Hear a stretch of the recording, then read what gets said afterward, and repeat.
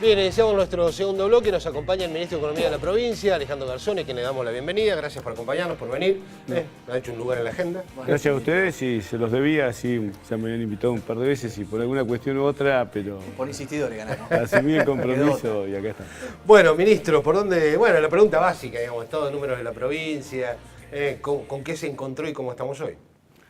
Sí, la realidad que nos encontramos en una situación bastante compleja.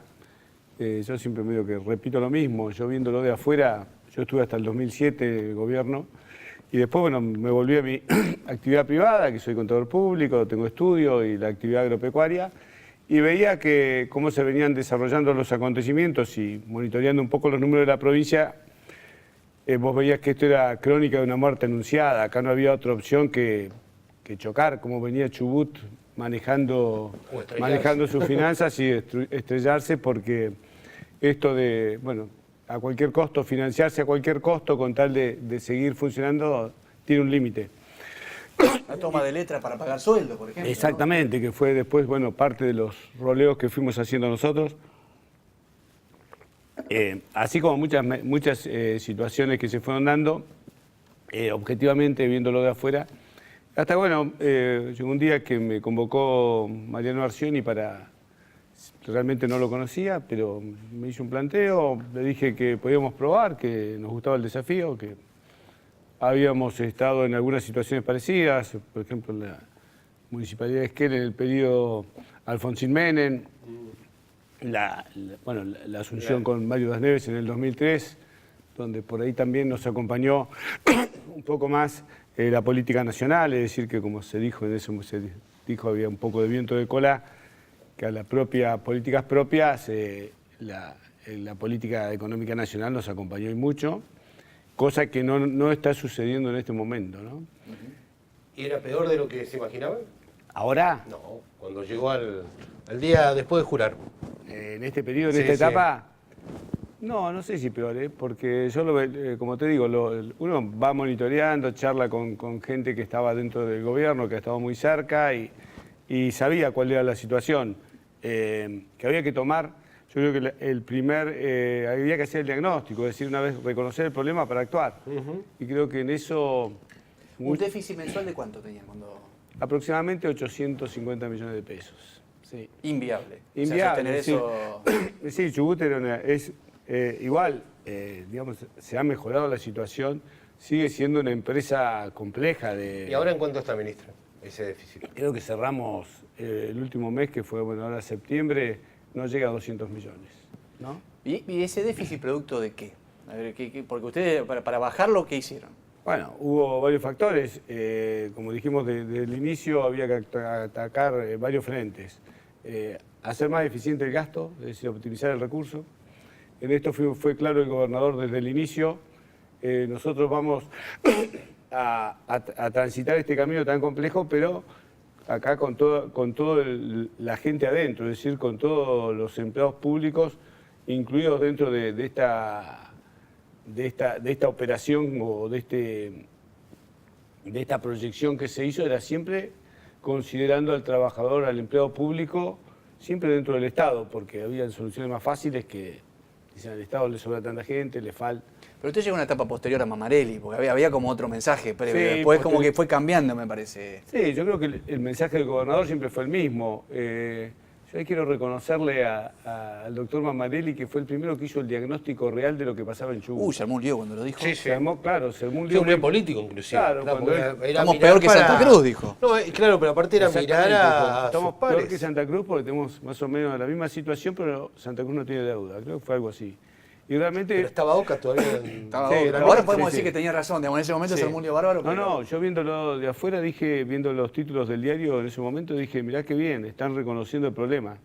Que para actuar en consecuencia es lo primero que hay que detectar. Entonces después... Medio que el error en el remedio, capaz, en el momento, ¿no? Sí, tal vez que sí. Yo creo que es una persona con mucha capacidad intelectual y le falta el manejo político del día a día, ¿no? O sea que la receta no era el recorte, no era el ajuste total, ustedes le buscaron... Claro, nosotros planteamos hacer eficiente el gasto, es decir, la orientación del gasto, y lo que todavía estamos trabajando es también cambiarle un poco los perfiles a la deuda de Chubut. ¿Qué significaba esto? Lo que vos decías al principio. salir de estos esquemas de letras que se emitían mensualmente a tasas que hoy estarían, no sé, al 70%, salir de ese esquema de letras y pasar a un roleo con el Fondo Fiduciario para el Desarrollo Provincial que maneja el Gobierno Nacional, que ya se ha trabajado, creo que existe desde el año 90 y pico, refinanciar esa con mayores Patear plazos. vencimiento para adelante, Claro, digamos. con más plazo y mejores tasas, ¿no? Es decir, entonces, ¿qué te iba dando? Un oxígeno mensual.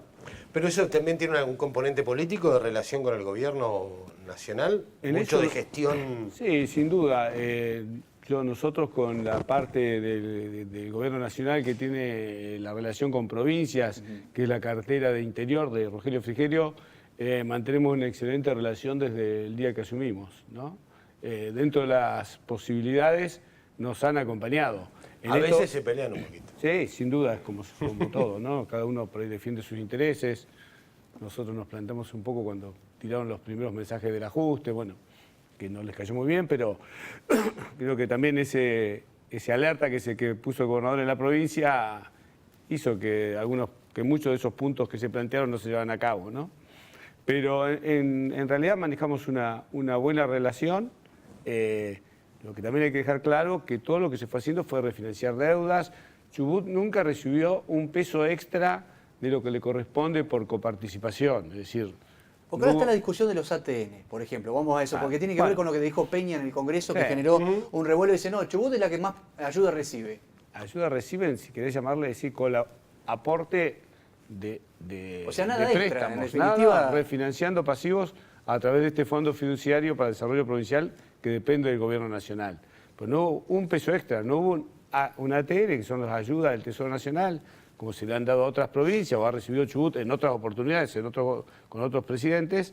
Es un resorte que tiene el Ministerio de Interior, por ahí por una ayuda extraordinaria dice, Pablo, te damos 1.500.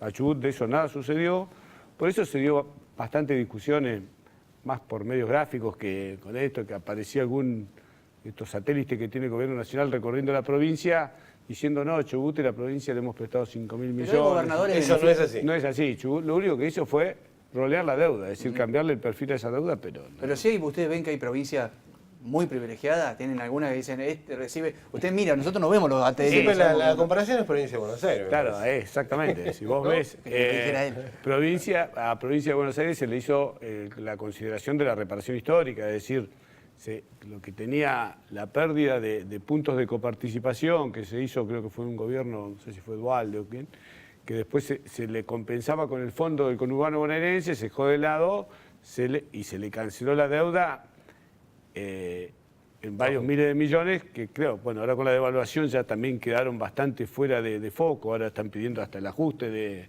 esos aportes, que nosotros también hemos planteado que esa reparación histórica Chubut también está en condiciones de solicitarla. Nosotros ¿Están discutiendo esa? O sea, la lo idea hemos es... puesto, cada oportunidad lo ponemos arriba de la mesa, tenemos distintos cálculos, porque Chubut perdió aproximadamente medio punto de coparticipación, creo que fue en el gobierno de Biglione, me parece que fue.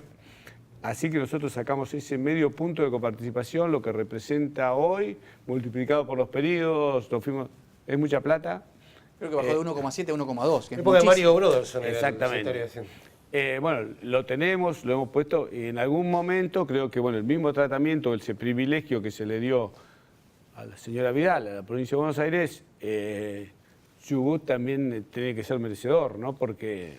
Pero como contraparte el Gobierno Nacional, para discutir, ¿les pide más ajuste en Chubut?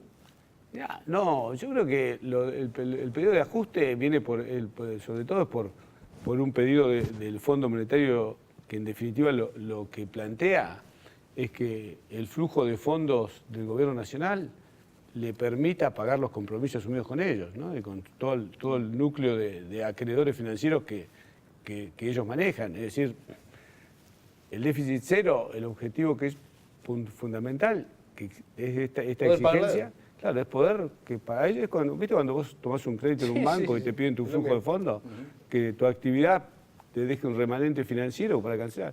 Eso es lo que puntualmente exige el Fondo Monetario. Pero, sí, perdón, no, porque respecto a tu pregunta, el gobernador habló del apriete para la segunda parte de la adenda del pacto fiscal. Ya se aprobó la primera, que se dijo que iba a ser la gran solución, no lo fue, y ahora la Nación estaba, según dijo el gobernador, está presionando a la provincia con esto. Sí, somos una de las pocas provincias que realmente, esto también lo quiero destacar, el gobernador Mariano Arcioni, que desde Chubut se plantó a Nación, en forma periodística, digamos, por los medios, se protestó respecto a los recortes, intentó armar un bloque patagónico, después el resto de las provincias siguió en su camino, pero se plantó en una posición que realmente yo lo que valoro, pues lo vi en reuniones mano a mano con funcionarios de Nación, con ministros, cuando quererlo apurar a firmar una adenda al consenso fiscal, dijo, hasta que no cumplan con todas las obligaciones con Chubut, yo no firmo nada, y los dejó así como estás vos con la viroma en la mano. Es decir, lo mismo que se lo dije personalmente a él, pues le digo, muchas veces los funcionarios de acá, es fácil protestar, pero después cara a cara, sentado en la Casa Rosada, no firmar un compromiso que ya te lo tienen casi en la mesa. Alejandro, y de ese flujo de fondos que citabas recién, que le pide el Fondo Monetario que interrumpa con las provincias, ¿cuáles son los que no van a venir? ¿A Chubut el año que viene o en el próximo plazo? Mirá, yo te digo, un presupuesto, ya muchos de los puntos que habían planteado como recortes hacia la Patagonia empezaron a dar marcha atrás. Sí, asignaciones. Exactamente, son a jubilados. Lo que parece que sigue firme es el recorte al transporte, los subsidios al transporte para cada una de las ciudades. Puntualmente, bueno, se recortó el fondo sojero, que ya se recortó por un DNU ya hace un par de meses. Pero perdón, un paréntesis, ¿iba a llegar un remanente, una plata que la Nación iba a disponer? A ese punto voy. Cuando empezó a hablarse de todos los recortes que se iban a incluir en el, sobre todo, presupuesto 2019, digamos, las provincias no alineadas, nos empezamos a juntar, que éramos aproximadamente 18, 19 provincias. Realmente tenemos base en la casa de... Todas. Claro, salvo las de Cambiemos. En la casa de Salta, y empezamos armamos como una contrapropuesta. De ahí surgió la primera reunión, nomás volver al estatus tributario anterior, digamos, a la gestión Macri, es decir, volver a poner retenciones tanto a la minería como a la soja o a la agricultura, a la parte agrícola, cosa que en principio... no lo tomaban de inmediato, pero después surgió. Volver a imponer el impuesto a los bienes personales, a todos los bienes que tiene de titulares argentinos en el exterior, que estaban, cuando se hizo el blanqueo de capitales hace un año o dos, quedaban grabados, estaba ya establecido en la ley al 0,25 y ahora se pasó al 1%, es decir, bueno... Busquemos, que el ajuste lo paguen también los que más tienen. Que el ajuste no solamente vaya por la columna del gasto, sino busquemos también por la columna de los recursos, es decir, cómo financiarlo. Y creo que, bueno, varias de estas propuestas fueron aceptadas.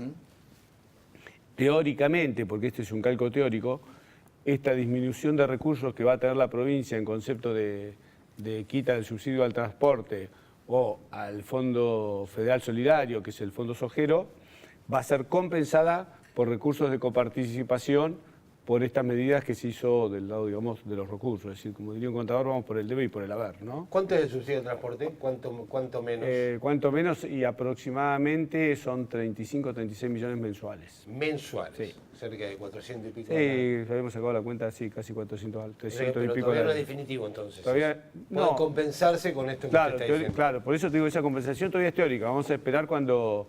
Porque también hay mucha expectativa con lo que puede generar como incremento en la recaudación de estas medidas, pero también vemos como la economía, la depresión económica del día a día. Es decir, ¿es teórica porque usted lo tiene que ver volcado en el presupuesto? No, tengo que ver volcado en que me ingrese el recurso. En la caja, la caja de ahorro. Tal cual. Porque la otra pregunta era, con el fondo fiduciario habían intentado un refinanciamiento de 48 cuotas, se tuvo que bajar a 15. Bueno, ahí... Le habían descontado mucha plata de coparticipación, ustedes pretendían que una vez que se firmó, ¿cuánto volvió?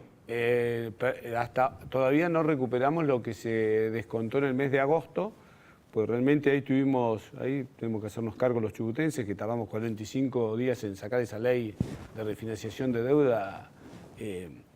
Y como No hay que echar la culpa a la oposición de la legislatura, viste que No, habla de todo, quedamos sí. nosotros metidos en realidad. No, realmente yo lo que digo, y lo dije muchas veces, que sobre todo que esa legislatura o todos los que el mayor núcleo de funcionarios provenimos del peronismo, y hay una premisa básica en el peronismo que es primero la patria, después el movimiento, y bueno, acá es primero los intereses de Chubut, después vamos con las cuestiones políticas partidarias, personales o individuales, pero acá privó un poco, sí, alguna mezquindad política, porque se le dio, se terminó negociando al final el plazo de deuda, el mandato del gobernador Arcioni, cuando nosotros estamos pagando deudas contraídas por otros gobiernos de hace mucho tiempo, es decir, y el Estado tiene continuidad jurídica, cambiarán los funcionarios, pero hay que seguir adelante. Y parte de lo que hablábamos al principio, esto de conseguir mayores plazos que nos permite menores cuotas y tener más oxígeno financiero para el día a día, ¿no? Bueno, ahí está el tema del pago. Perdón, ¿cuánto tiene que volver? Me quedó pendiente el número. Claro, pues la ley en definitiva es la consolidación de deuda del 31 de julio, salió el 30 de agosto, y todo el descuento de agosto, que fueron 591 millones, todavía lo estamos replanteando, pero como esto te digo, con esta relación que manejamos con el gobierno, con la parte de interior del gobierno nacional, y pico de millones, claro, eso volvió. Claro. Estos 591 que fueron el descuento de agosto, lo estamos viendo si nos van con un nuevo refinanciamiento, pero lo vamos a recuperar. Estamos casi llegando al final. Vamos, preguntas cortitas sobre el tema para preguntar. ¿Pago escalonado? ¿Hasta cuándo es el cálculo? Mirá, yo parezco... El mejor panorama. Sí, parezco, ¿cómo es? El Mostaza Merlo cuando dirigía Racing, paso a paso, día a día. La previsibilidad en la finanza, al menos en este contexto macroeconómico argentino, es muy difícil. La decisión del gobernador es ir acortando los plazos y hacerlo lo más rápido posible, salir. ¿Año? Y en lo posible, también calculemos que en diciembre tenemos aguinaldo también. Estamos haciendo, ya este mes van a ser en 2 etapas. Esperemos que en diciembre, bueno, sean 2 o ojalá que pueda ser una, pero es de acuerdo a la previsibilidad financiera, a lo que entra y es como te digo, el contexto macroeconómico no te permite hacer una proyección a una semana, ¿no? ¿Siguen consolidando la deuda de los proveedores? Creo que ese Tribunal de Cuentas pidió más plazo. Sí, claro, la Contaduría General. Ahí queremos aclarar, la Contraloría General es un organismo de contralor independiente que funciona en el Ministerio de Economía, pero no depende del Ministro de Economía, que trabaja muy bien, que es muy profesional, y está haciendo la verificación de los créditos, lo mismo que sucedería en una quiebra en cualquier empresa privada. Y bueno, todos conocemos lo que ha pasado en Chubut en el último tiempo, entonces los ojos en la verificación son muy finos, se está pidiendo la responsabilidad o la firma del responsable del funcionario actual del área a la cual se prestó el servicio, se realizó la compra. Recordemos que había muchísimas operaciones que aparecieron ahora en esta verificación que no tenían ninguna documentación sólida o consolidada, es decir, que la respalde. O había algo, pero. Muy flojito. Y te decían, de palabra. Y claro, flojito, o tal vez, flojito. claro, y te decían, y yo no lo facturé porque iba a tener que pagar el IVA y vos no me ibas a pagar. Es decir, hay de todos lados y hay que escuchar también un poco a la gente. Pero el trabajo que está haciendo la Contraloría es muy serio y está verificando los créditos. ¿Y qué plazo fijaron? Creo que pidió 20 días así. ¿Cuánto es la suma total de lo que se registró, no de lo que está consolidado? Creo que... no consolidado, ¿eh?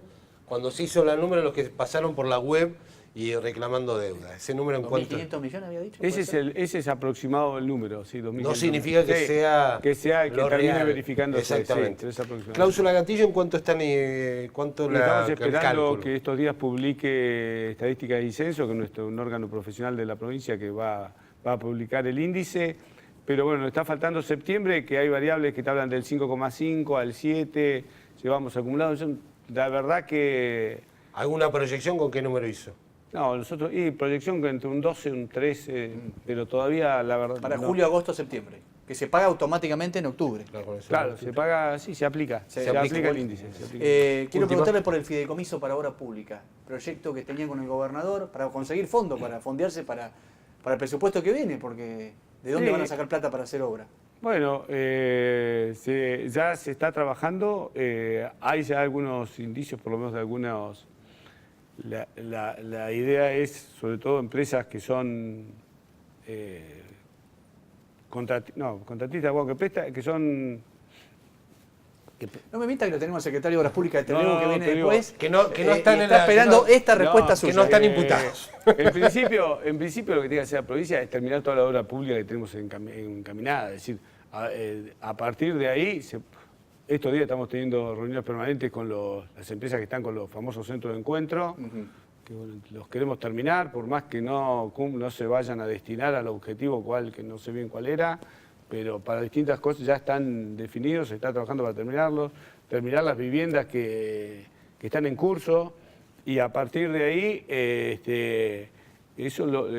la proyección para incluir el presupuesto 2019, la base es terminar lo que está en curso, y fundamentalmente hay 2 o 3 obras importantes que las maneja el gobernador que se van a incluir en el 2019.